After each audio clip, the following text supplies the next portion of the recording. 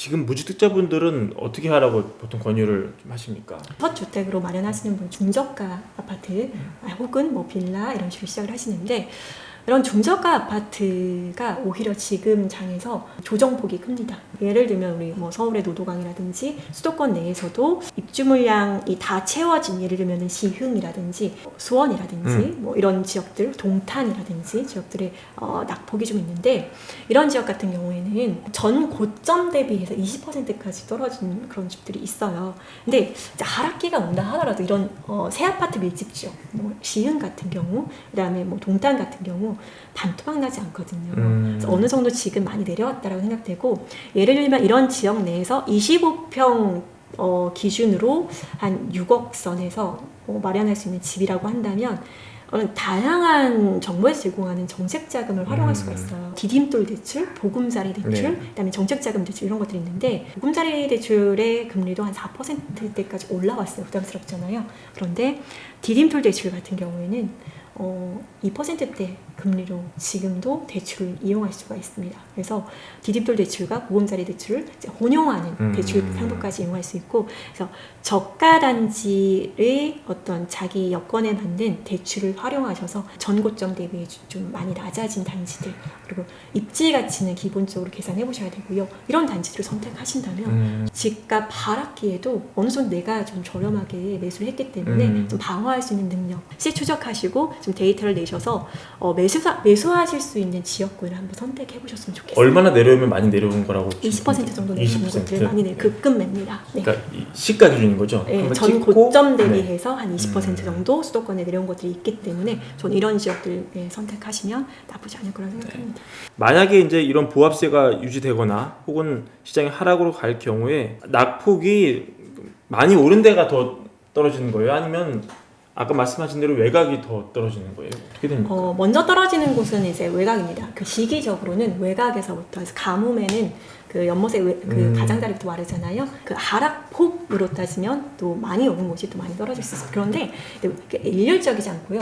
많이 올랐다라는 것의 기준이 무엇이냐인데 사실은 이런 것 같아요. 상승한 요소가 무엇이냐를 좀 보셔야 되는데 강남은 많이 상승했죠. 근데 강남이 상승한 것은 뭔가 외부 변수에 의한 급격한 상승이라기보다는 그 내재 가치에 의한 상승이고 그 지역 입지 가치 자체는 크게 좋아지지 않았는데 예를 들면 뭐 갑자기 GTX라든지 어떤 외부 변수가 크게 작용해서 갑자기 오른 지역들이 있거든요. 이런 곳들은 크게 오른 만큼 또 크게 조정을 받죠.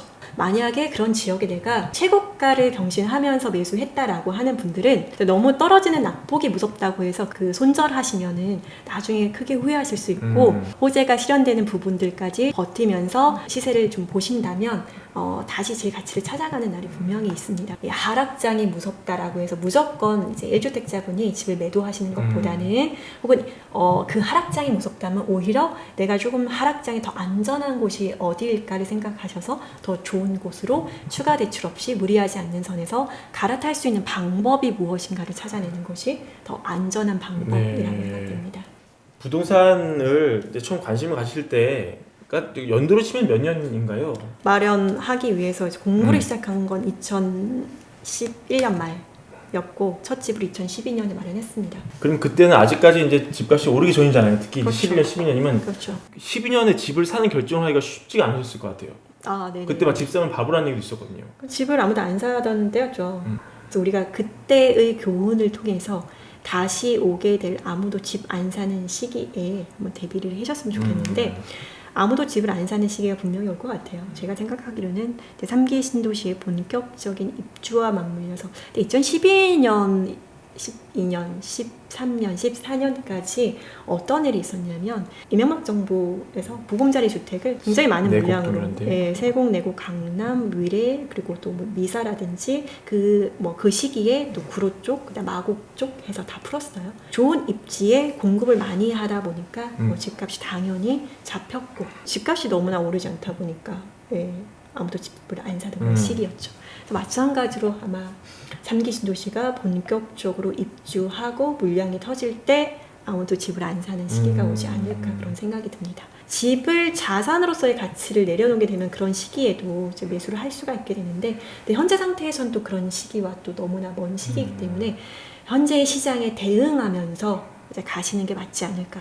단순히 그래 3기 도시가 본격적으로 입주하는 장이 온다면 가장 저점이겠네라고 그 저점을 기다리는 생각이 오히려 또 위험한 생각이 아닐까. 근데 임장 구체적으로 어떻게 하신 거예요? 그냥 무작정 오늘은 여기 가자, 오늘 여기 가자 이렇게 하신 겁니까? 아니면 어떤 체계적인 플랜 같은 게 좀 있었나요? 그때는 최소한의 정보, 예를 들면 뭐 안양에는 이런 구역들이 있구나, 한번 가보자, 요 정도였어요. 지도 책을 들고 갔죠. 그런 책을 백팩에 메고 이제 가서 이제 부동산에서 브리핑을 듣고 나와서 카페에서 이제 책에다가 그 구역을 그리는 거죠. 근데 요즘에는 워낙에 좋은 프로테크 안에 그런 구역들이 지도 안에 다 표기가 되어 있고 각 단계별로 표기가 되어 있고 해서 손품으로 거의 지역의 90% 이상을 이제 파악할 수가 있고 그 나머지 10% 정도는 이제 발품으로 파악할 수가 있는 거죠. 이제 손품으로는 알지 못한 것들이 있어요. 예를 들면은 그런 거죠. 지역에 갔는데 여기가 이제 뭐 조합원 분야가가 너무 높게 책정이 되어서 여기 관련해서 조합원들이 그 시공사 혹은 조합하고 갈등이 있다.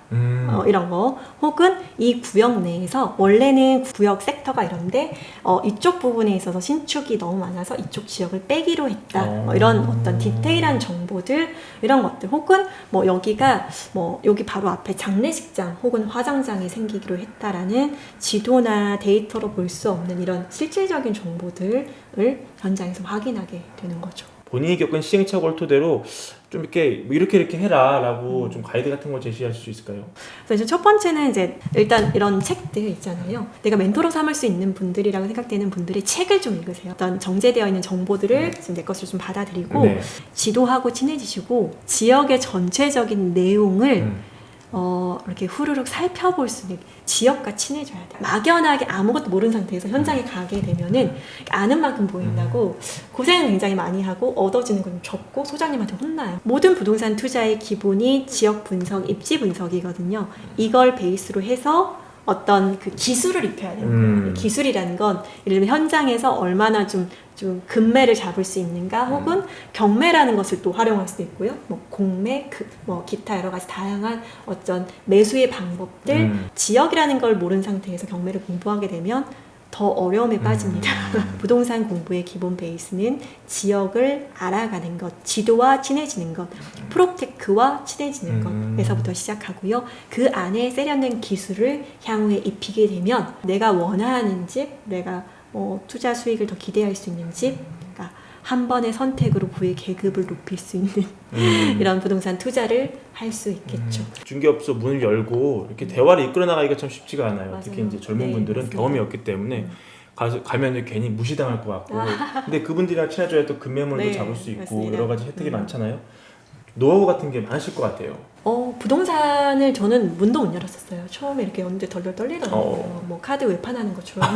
그러니까 느낌이 네. 그런 거여서 굉장히 떨렸는데 부동산 문을 자꾸 열어봐야 되는데 그냥 막연하게 그냥 저희가 이 지역을 모르는데 지역 좀 알려주세요라고 하면 소장님들도 굉장히 좀 난감할 수가 그렇지. 있거든요. 그러니까 결국은 이 지역에 대한 공부를 미리 하시고 이런 생각으로 가셔야 돼요. 예를 들어서 내가 뭐 평촌 신도시 임장을 간다라고 했을 경우에 대략적인 시세와 전세들을 알아가시고요. 예, 이렇게 하셔서 보통 소장님이 딱 문 열고 들어가면 어떤 거 물어보시냐면 어디서 오셨어요? 물어보십니다. 첫 번째 질문 어디서 오셨어요?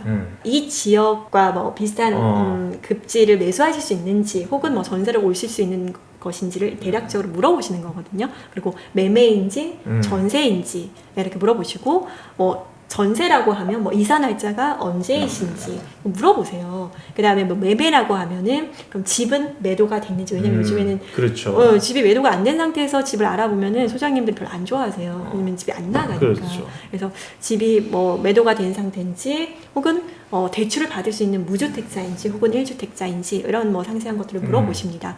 그래서 이거에 대한 어떤 뭐 저는 뭐 전세를 알아보려고 왔는데요. 혹은 월세를 알아보려고 왔는데요. 아니면 뭐 매매를 알아보려고 왔습니다. 어느 정도 본인의 시나리오를 가지고 이렇게 대화를 하다 보면은 좋은 물건 찾아주려고 하시기 때문에 이렇게 자주 이제 문을 열어보는 경험을 통해서 이야기를 나눠보는 경험을 통해서 이제 편안해지는 게 필요하죠. 저 같은 경우에는 부동산에 들어가서 안 앉아요. 안 앉아요? 네, 앉지 않고 그 지역의 어떤 브리핑을 이끌어내는 거죠. 지도 앞으로 다가가 소장님 이 아파트는 제가 알기로는 이런데 어떻게 생각하세요? 그럼 소장님이 앉아 계시다가 안테나 뽑으셔가지고 이제 지역 설명을 시작하세요. 소장님이 생각하는 이 지역 혹은 이 아파트에 대해서 또 상세하게 뭐 팁들을 들으실 수가 있고 적극적으로 브리핑을 유도할 수 있는 본인만의 그런 어떤 스킬을 또 자꾸 방문해봐야지 또 알 수 있거든요. 그리고 소장님도 되게 좋으셔서 뭐 짜장면도 시켜주시고 뭐 커피도 타주시고 네. 이러십니다. 그리고 요즘 같은 때 부동산 방문하시면 되게 좋아하세요. 네. 손님이 없으니까요. 없어요. 거래가 활발할 때 가면은 전화 받으시면 그렇죠. 뭐 브리핑도 안 나오고 막 그렇거든요. 그래서 오히려 이럴 때 공부하기 더 좋은 시기다라고 보시면 되겠습니다. 그 벌벌벌 떨리는 그 마음이 진정되기까지는 얼마나 걸렸습니까? 의외로 네. 한 10번 이내로 가시잖아요. 부동산 그 패턴이 똑같아요. 어디서 오셨어요? 매매 보세요? 뭐 들어갈 때마다 똑같이 물어보시니까 이사 날짜는 언제다. 그래서 예산은 얼마다. 이런 식으로 그러니까 기본적인 질문 사항에 대해서만 대응을 하실 수 있도록 하시면 대화가 편안합니다. 그리고 이제 뭐 재개발이나 재건축 같은 경우는 또 이제 플러스 알파의 그런 어떤 지식이 필요해요. 네. 너무 모르시고 가시면 또 대화가 일어나지 않으니까 기본적인 용어들, 뭐 조합원 분양가, 프리미엄, 초기 투자 금액, 총 매매가 이런 기본적인 용어에 대한 이해를 조금 가지고 가시면 부동산 소장님하고 2시간 동안 프리토킹 하실 수 있습니다. 짜장면은 언제 나오냐면 이분이 진짜 매수하겠다 라고 생각할 때 짜장면이 나와요. 네. 쉽게 나오는 게 아니네요. 그럼요. 커피까지는 그냥 나오는데 네. 짜장면은 이분이 매수하겠다라고 했을 경우에 나오는데 그래서 소장님이 매도인의 계좌가 나오기를 기다리면서 이제 짜장면을 사주셨는데 결국은 그 짜장면 사주신 옆 사장님 쪽에서 물건이 나와서 죄송합니다 하고 이제 가게 되었죠. 네. 부동산도요 아무데나 들어가시면 안 되고 임장 시간을 아끼려면 사전에 이제 뭐 블로그 하시는 소장님이라든지 물건을 많이 가지고 계신 소장님 그 부동산이 어딘지 파악을 하셔서 가시는 게 좋아요. 그런 곳들을 한두 군데 정도 방문하시면 또 재미있는 게 소장님에 따라서 그 지역에 대한 어떤 가치를 다르게 판단하시거든요. 원래 원주민이셨던 소장님 같은 경우는 그 지역의 미래 가치에 대해서 크게 밝게 안 보는 경우가 많이 있어요. 왜냐면 과거에 그 지역을 꾸준히 봐와셨기 때문에 노후된 어떤 개발이 좀 안 되는 그 지역을 계속 보아하셨기 때문에 그러니까 원주민 소장님 같은 경우 좀 보수적인 경우 있고 그 다음에 간판이 굉장히 새 거고 노란색, 핑크색 이렇게 젊은 소장님들이 와 계신 경우 외부에서 유입되신 분들이시죠. 그런 경우에는 또 그 지역의 미래 가치 굉장히 뭐 좋게 보시고 또 물건도 많이 가지고 계신 경우가 있기 때문에 어떤 지역의 그 어떤 견해를 밸런스 있게 보려면 또 여러 가지 좀 다양한 견해를 가지고 있는 소장님을 만나보는 것도 중요합니다. 많은 분들이 뭐 지금 부동산 시장에 대한 이제 방향에 대해서 이제 고민이 많으실 거예요. 무주택자분들은 지금 마련해야 되냐, 더 떨어지면 마련을 해야 되나 이런 고민. 그리고 1주택자분들은 갈아타고는 싶다라는 니즈는 충분하신데 내 집이 안 팔린다. 그래서 결국은 이제 하반기 시장 정책 당근에 따라서 이제 조금 시장을 관망해야 되는 때라고 생각하고요. 섣불리 집값이 떨어진다고 해서 전고점 대비해서 많이 낮은 가격으로 지금 매도를 하신다든지 그러니까 갈아탈 것이 아니시라면 1주택자분들은 섣불리 매도하시면 좀 어려운 시장이고요. 그다음에 1주택자도 지금 상태에서 무리한 대출을 일으키셔서 당연히 집을 매수하시는 거 절대 안 되고요. 시세를 계속 추적하셔서 좀 많이 하락한 지역들의 좋은 상품 이런 것들을 좀 후보군으로 리스트업 하시고 이제 하반기 때 정책의 규제 완화 속도를 보면서 판단하셔도 늦지 않을 것 같습니다. 다주택자분들은 또 물건 지금 거의 내놓으셨다가도 지금 거의 보류하거나 혹은 전월세로 전환하시는 분들 많이 계신데 진짜 그거는 내놔야 되는 거예요? 팔아야 되는 거예요? 아니면 갖고 가도 되는 거예요? 일단은 1년을 조금 벌었다라고 표현해야 될까요? 이제 보유에 대한 부담이 이제 조금은 줄어든 상태이기 때문에 아마도 급하게 물건을 내놓으시진 않으실 거예요. 그래서 또 여기도 아마 하반기에 정책 규제 완화 정도, 완화 속도를 보면서 시장을 조금 관망하셔야 되지 않을까 싶습니다. 네. 오늘 모시고 인터뷰 여기까지 듣겠습니다. 나오셔서 감사합니다. 감사합니다. 네, 고생하셨습니다. 주택 마련 주식 대박 매불이 하나면 오케이입니다. 매불이 구독 누르시면 부자 됩니다. 좋아요 누르시면 더 부자 됩니다.